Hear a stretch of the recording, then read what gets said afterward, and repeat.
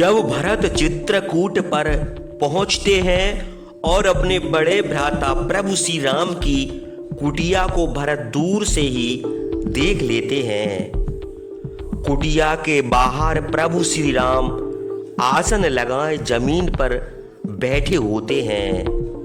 तो राम के छोटे भाई भरत अपने बड़े भैया श्री राम को देखकर क्या कहते हैं? प्रभु श्री राम को देखकर धर्मात्मा श्रीमान भरत दुख और शोक से व्याकुल होकर उनकी ओर दौड़े।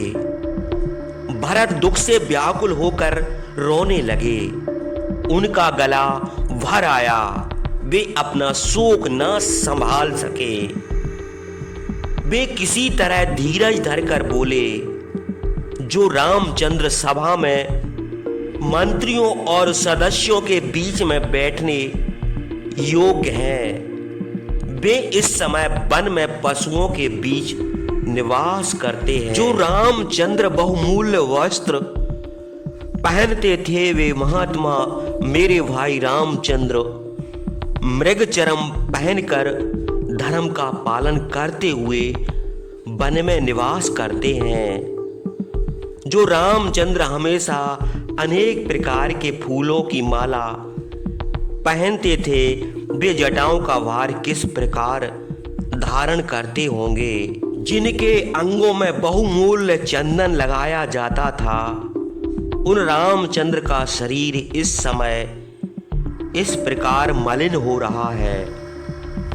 सुख में रहने योग्य रामचंद्र मेरे ही कारण यह दुख उठा रहे हैं। इसलिए मेरे इस लोक निंदित क्रूर जीवन को धिक्कार है।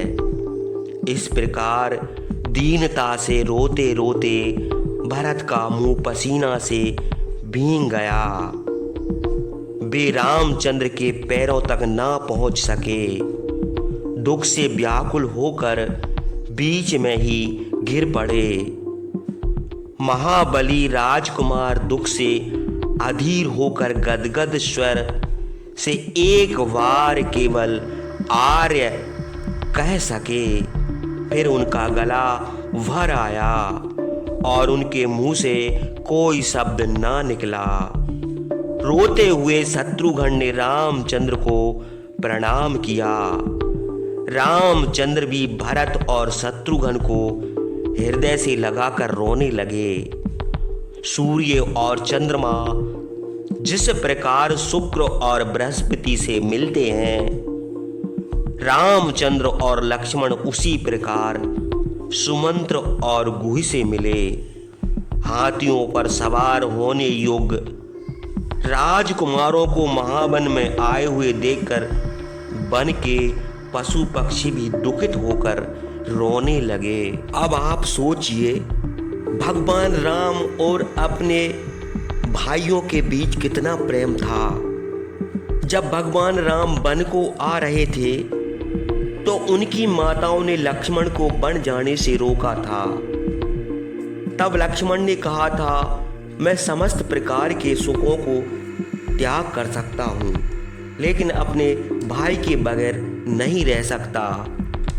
और भ्राता भरत ने भी अपने बड़े भाई राम के प्रति अपनी माता कैकेयी से कुमाता कहकर श्राप दे दिया था। भरत राम को भाई के साथ साथ भगवान भी मानते थे। राम भी अपने छोटे भाइयों को बहुत प्रेम करते थे, लेकिन सभी भाइयों में राम को भरत ज्यादा चाहते थे। इसलिए आज भी कहा जाता है, भाई हो तो भरत जैसा।